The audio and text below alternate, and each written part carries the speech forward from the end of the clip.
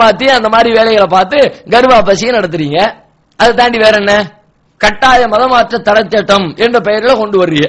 கட்டாயப்படுத்தி யாரையும் மதம் மாற்ற கூடாது. அதுல யாருக்கும் மாற்றுக்கிறது கிடையாது. இஸ்லாத்துக்கு அது உடன்பாடானதுதான்.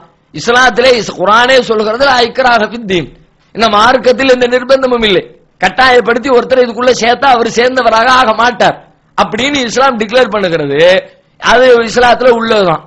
ஆனா நீங்க அந்த வாசல் வழியாவா வர்றீங்க? மத கட்டாயப்படுத்தி யாரையும் மதம் மாற்ற கூடாது என்பதா உங்களுடைய நோக்கம்.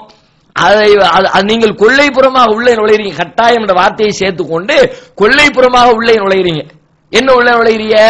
மேல டைட்டில் தான் கட்டாயம், உள்ளுக்குள்ள ஒருத்தன் சொல்லி ஒரு மதத்தினுடைய சிறப்புகளை சொல்லி அது பத்தி ஆசையான தகவல்களை ஆர்வமூட்டுகிற செய்திகளை சொல்லி அதை கேட்டு ஒருத்தர் இஸ்லாத்துக்கு வந்துட்டாருன்னா உடனே அதுக்கு நீங்க கட்டாயம் தான் பேர் வச்சிருக்கிறீங்க. கட்டாயத்திற்கு அளவுகோல் என்ன? கத்தியை காட்டி மிரட்டுறது கட்டாயம் சொல்லுங்க. இல்லாட்டி உங்க குடும்பத்தை காலி பண்ணிடுவேன்னு என்ன கத்தி முனையில நிப்பாட்டினாங்க, அது கட்டாயம்னு சொல்லுங்க.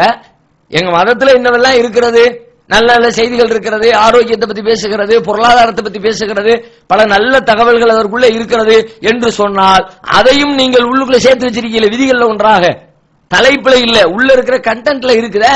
அப்ப கட்டாயம் என்ற பெயரை பயன்படுத்திக்கிட்டு யாருமே எந்த மதத்துக்குமே மாறக்கூடாது அப்படின்ற ஒரு செய்தியை உள்ளுக்குள்ள கொண்டு வரீங்களே, இது என்ன? இது வெறுப்பு.